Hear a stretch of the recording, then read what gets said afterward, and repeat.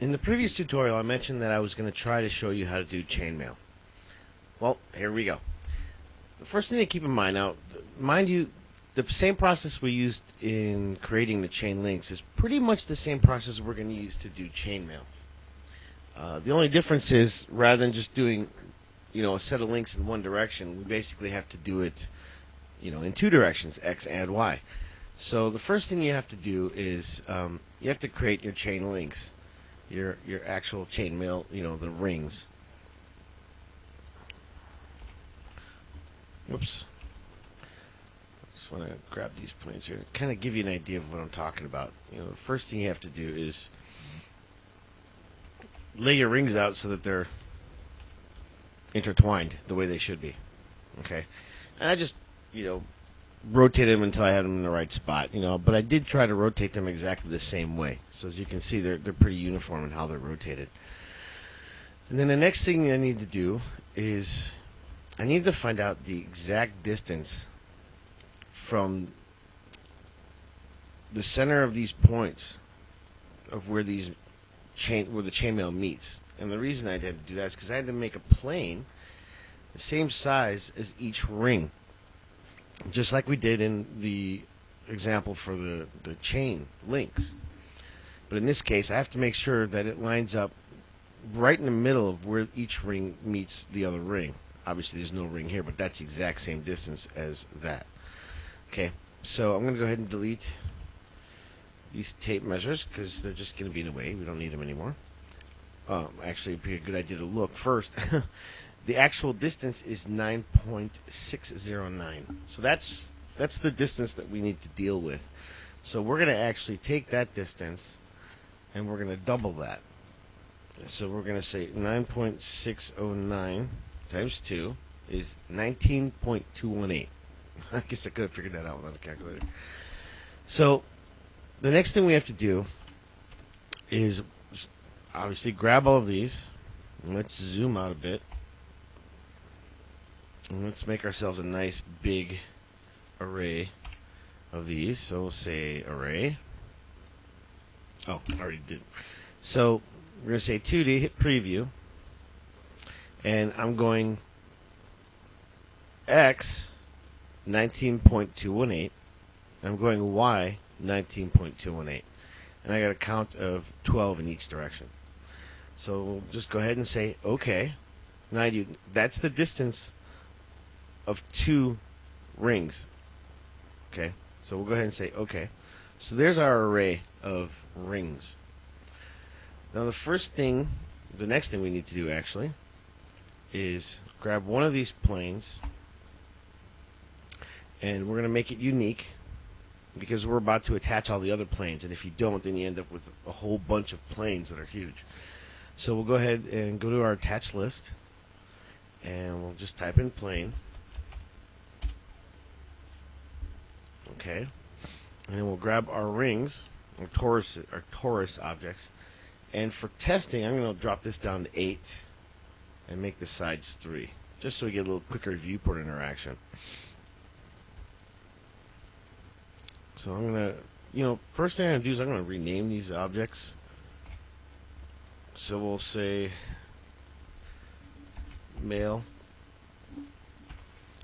and this is going to be a cloth object.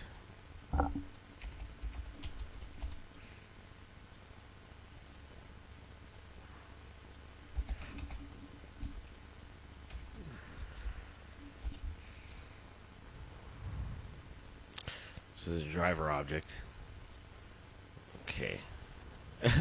Great. When you get that version of the renaming tool, it won't be like that.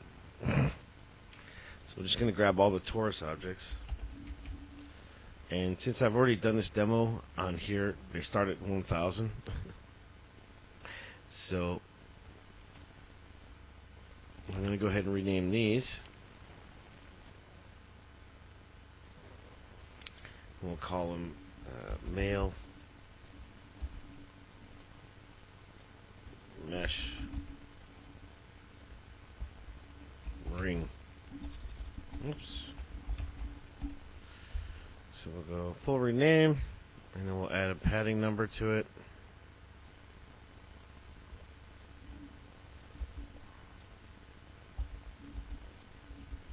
and they're point bound. Whoops.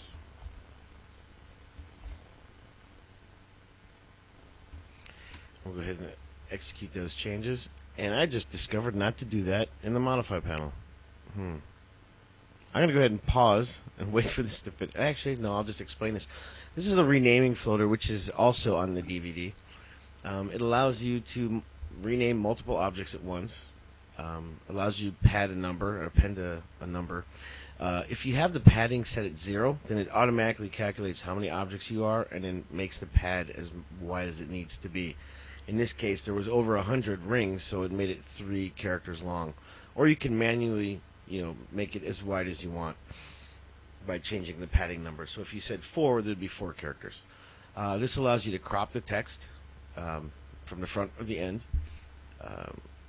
This allows you to control the caps on your objects. Let me go ahead and just do this. Finish showing you.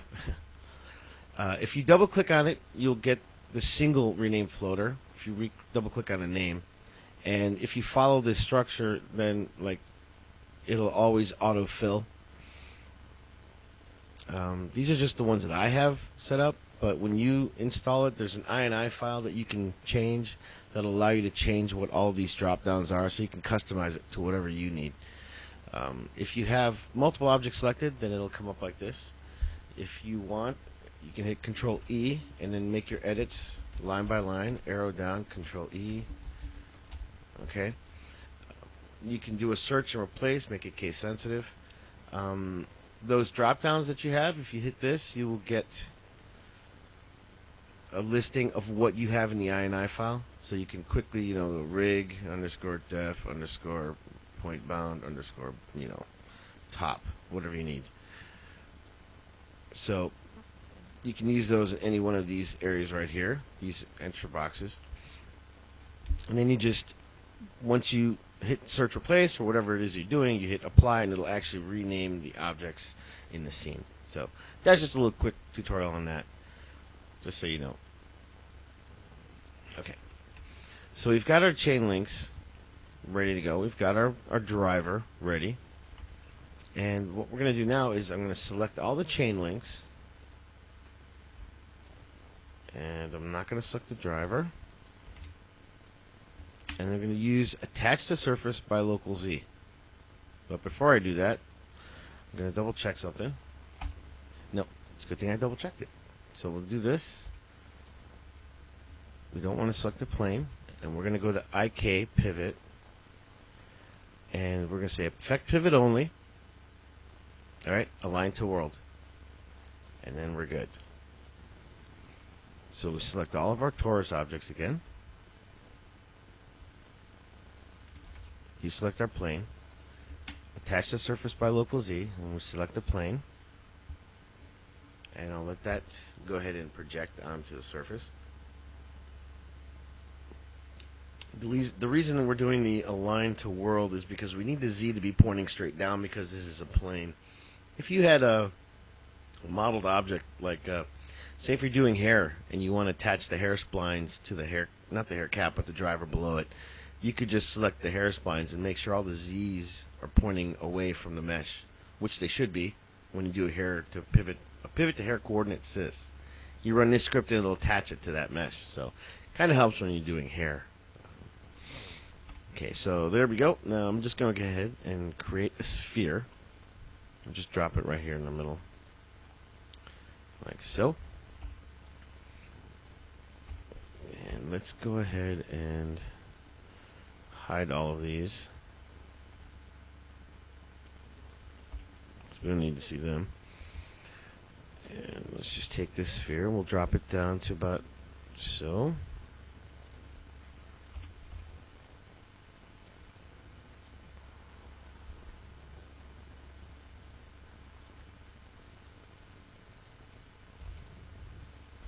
Okay. We'll just freeze those for right now. And we're going to add our cloth effects modifier tool. Now I've already set the gravity to -4,000 because obviously we're working with chainmail, so it should look pretty heavy. I've got my subsample set at 4, And we're going to go ahead and go to Object Properties. And we're going to make the sphere a collision object. And I'm going to increase the depth to 0.15. And we're going to make the cloth object a cloth object. And I've got a setting here called Chain Start. And I'm going to set the UV curve to 0. I'm going to leave everything else pretty much the same. I'm going to increase the shear to 800. So I'm going to really make sure that it holds its, that these faces don't shear, you know. I'm going to increase the, I'm going to leave this stretch alone for right now. So let's go ahead and run this sim. Shouldn't take very long because all it is a plane. Oh, check this out, watch.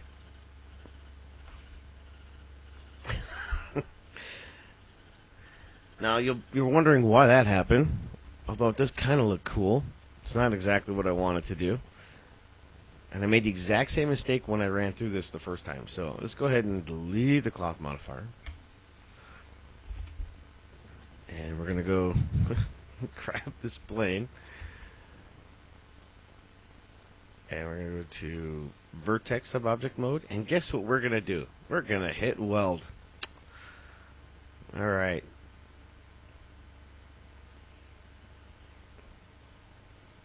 So it went from 2300 verts to 625 verts. Hey, we all make mistakes, right? So go ahead and wait for this to weld. Alright, there we go. Let's add the cloth effects modifier one more time. Object properties, sphere, collision object. Let's increase this to 1.5 like we did before. Cloth, and we're going to go to chain start, which is just a setting I have. And you can go ahead and take a look at these settings. And I'm going to say OK. Erase. Again, the subsampling is at 4. I'm going to make it 5. And the gravity is at negative 4,000 because I want this to look real heavy. So go ahead and hit simulate. This time it won't explode or fall apart. Okay.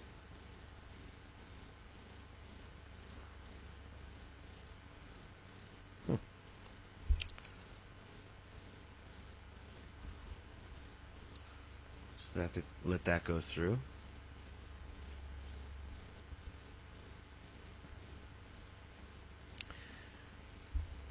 While I'm sitting here, the step number and the centimeters per unit number, I never change, ever. The only time you'd ever really need to change the centimeters per unit is if you're dealing with a scene that is not, normal size 1 inch equal, like something that's set at a kilometer or something. So, I mean, you probably will pretty much never need to use that. I'm just sitting that, and I'm putting the driver in box mode so we can kind of see what it looks like. There you go.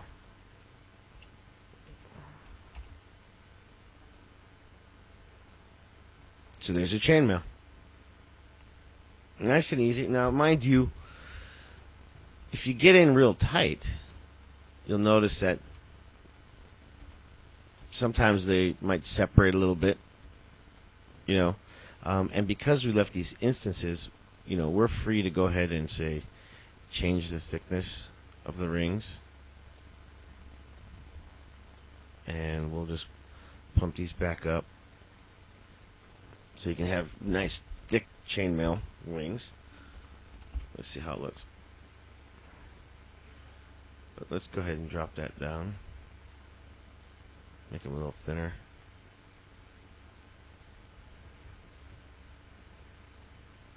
One cool thing about working at 1024 by 768 or 733 is things go really fast no matter what kind of video card you have. So let's stop the playback there and bring this back down the size. Okay. And, I realize there's different types of chainmail patterns that you can do. But all you have to really do is, and again, this isn't something you would do like if you got real close up. And if you did, The only difference would be you have to increase your stretch settings a little bit higher, and really be adamant about how tight you are on your measurements.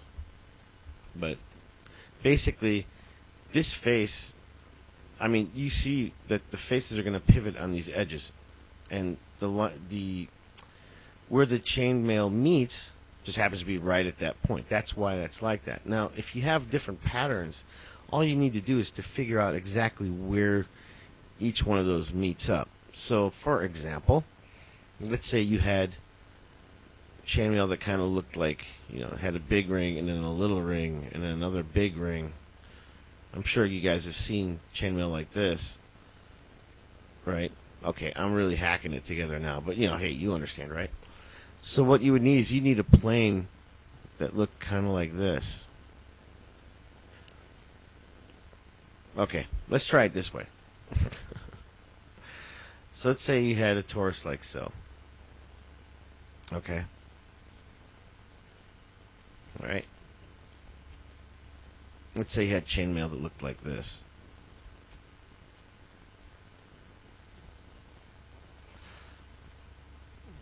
Okay, we'll do that. Because there are different types of chainmail.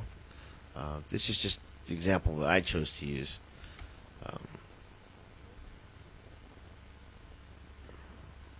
So go ahead and do that. I'm actually just not paying attention to the exact settings, or should I say the distances and how far apart these pieces are. But I showed you kind of how to do that in the last example. I just want to basically show you what you would need to look out for if you were doing something like this. Okay, so we'll do that. And all I really want to show you here is how you would set up your pivots. So let's do that. Okay. So there we go. There's a different type of chainmail right there. Okay. So let's say you wanted to take this and you want to run a sim on this. First thing you would do is you would probably make your multiple copies like so.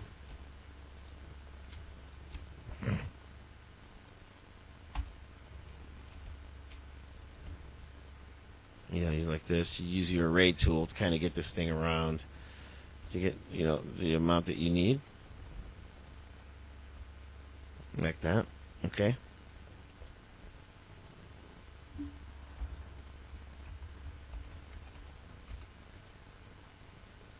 Let's get this out of the way. Okay, so let's say you have this type of chainmail. Now, the type of plane you would need for this would be more on the lines of, let's see.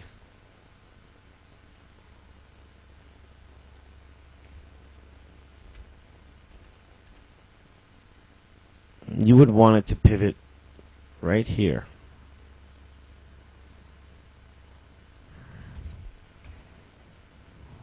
So let's go ahead. I'm going to just use this as my starting point.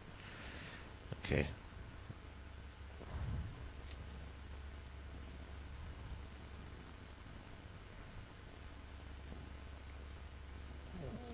So actually, I'm going to take this plane.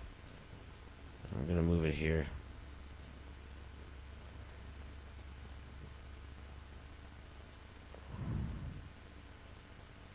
Like so. Just take one of these in the middle. So I want this to match up where those two pivot, where those two rings pivot, these two rings pivot, these two rings pivot, and these two rings pivot. Like that. And then what you would want to do is you want to go like this and have it do that. Like so.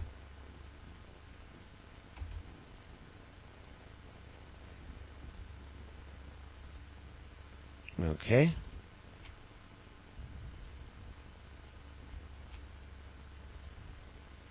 That way you could have these rings pivot exactly, these rings could pivot. Okay. these rings can pivot independently of these rings. And that's exactly what you would want from a simulation of chainmail like this. So I'm going to hit pause real quick, and I will be right back. Okay, so I went ahead. I wasn't planning on doing this, obviously, but I went ahead and I created a driver for this. Kind of give you an idea of exactly what we were talking about. So you can see each edge lines up where each object would pivot. Now, mind you, it's not going to be perfect, but it's going to definitely work for any type of outfit situation, minus being real close up to a character. And if that's the case, then there are other tricks to make this work. But there are other ways to do it. You might have to do some hand tweaking when you're really close up.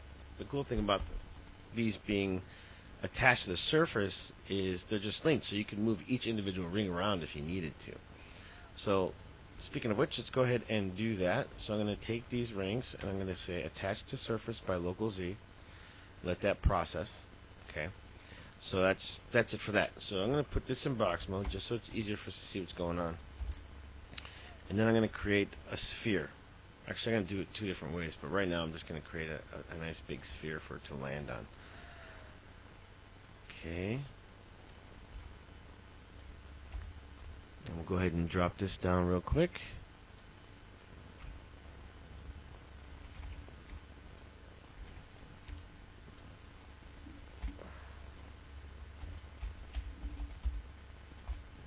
Okay.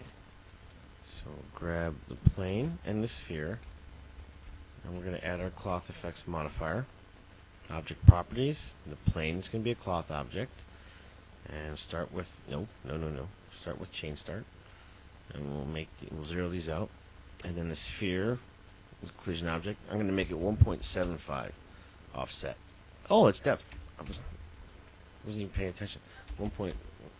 I was wondering why I kept interpenetrating. Alright, so we've got our settings the same as far as gravity and subsample. And we'll just run our sim. Okay, so you can see how that is laying out. You can also see that these rings are interpenetrating. So what you could do is go to Object Properties, Plane, actually Sphere, and we're going to change the offset to 2. Let's just say 2. Okay, erase, simulate, and now they're just peeking through just slightly. So erase, Object Properties, Sphere, say 2.5 offset, simulate. Okay, so let's take a look from the front, and you can see that it's not interpenetrating, or just barely. And what you could do, I mean, like the trick we did with the chain, where we had the driver connected to the driver driving the chain links, was separate from the driver that we were running the cloth sim on. So that way you could sit there and just go, you know, put a little push on there and just push it out, pull it in, whatever you want to do. But right now I'm gonna go ahead and remove the sphere from this sim. Oh, well, of course I can't because I have it selected.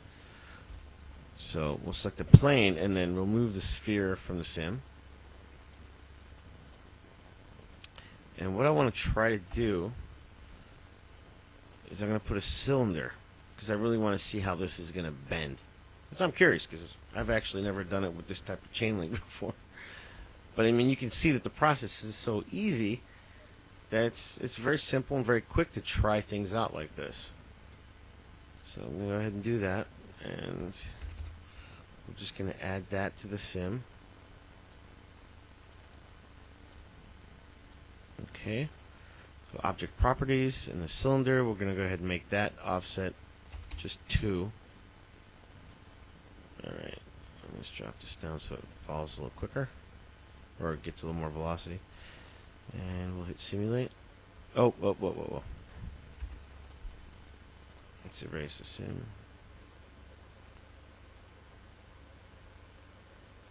Alrighty, so you kind of see how it's hanging. We'll go ahead and let this finish.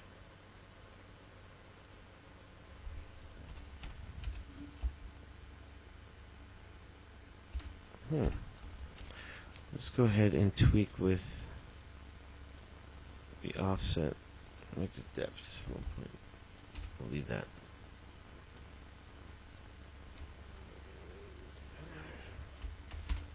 Increase the dynamic friction, and we're going to tell us used solid friction.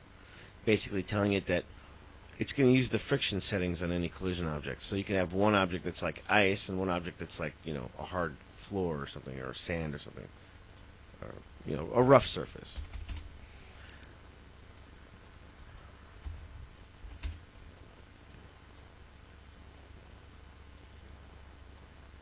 So I'm going to increase my subsamples.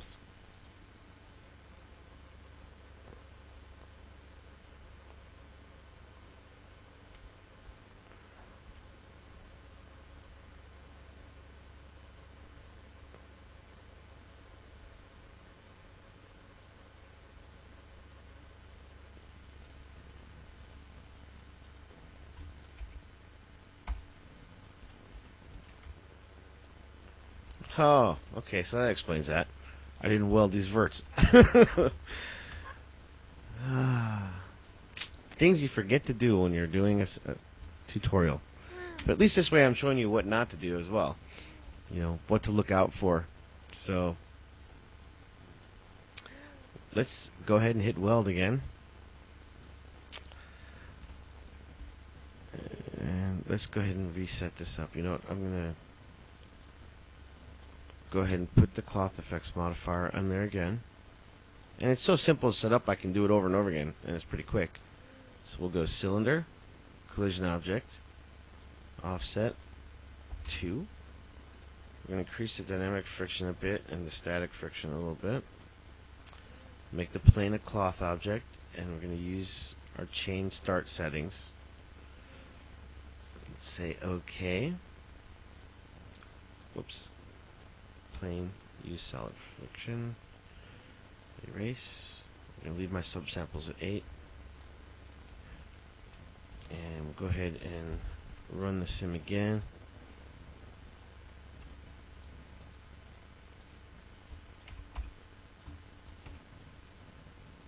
Put it in box mode and run sim.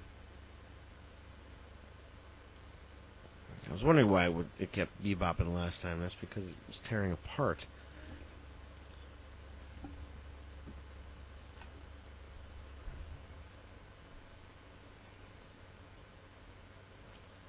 Now the main reason I wanted to run this sim like this is I wanted you to see how these are independently bending.